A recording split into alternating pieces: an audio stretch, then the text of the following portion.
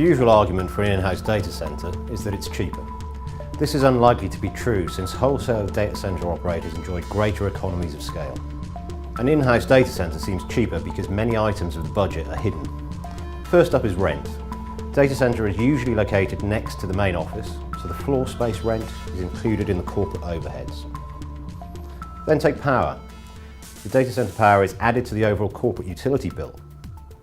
With security, the in-house data centre relies on basic office security. This is rarely up to the standard required by data centres, i.e. it's not 24/7, no ID system, no photographic checking of ID. Then we have tier rating. Very few in-house data centres are tier 3 and many don't even have a generator backup. This is not considered an issue until the lights go out and when everyone starts asking, why didn't someone think about a generator? And finally, technical support. Since the IT team are physically located nearby, in principle they can drop their day job if a problem arises with the data centre. But are they available 24/7 and can they fix the problem? It's easy to see why an in-house data centre can be considered a satisfactory solution. In many cases, this has been the solution for many years and there have been no disasters. So why change? The answer is twofold. IT is becoming more complicated, so the data centre is getting bigger and bigger. More power is required, the equipment is getting hotter, a small computer room is no longer sufficient. An IT outage has become more and more critical. 10 years ago, an IT outage meant that the back office was unavailable for a while, but the front office was unaffected. Nowadays, IT is the front office, so losing it could mean losing customers forever. So the cheap and nasty solution is no longer good enough. A proper tier 3 data centre is needed. Despite the above, many CIOs believe that building an in-house data centre works out more cost effective. Let's look at a 250 rack data centre with 1 megawatt of IT power to see why. They assume a build cost of £6,500 per kilowatt, or a total cost of 6.5 million.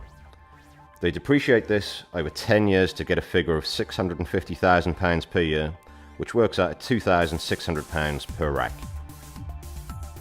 Considering most co-location companies charge £7,000 to £8,000 for the same rack, this seems fantastic. But let's work out the real cost. Firstly, there is the cost of capital. Then there is equipment maintenance, rent and rates. Add in all this lot and we're now up to well over £1 million per annum, or about £4,500 per rack. But we still need to staff the data centre. At a minimum, that means security and facilities management on a 24/7 basis. This will add more cost. And we should also assume some sort of data centre management team. We're now at around £1.5 million per annum, or £6,000 per rack. That's still a lot cheaper than co-location. But there is one last problem. They've built a data centre for 250 racks.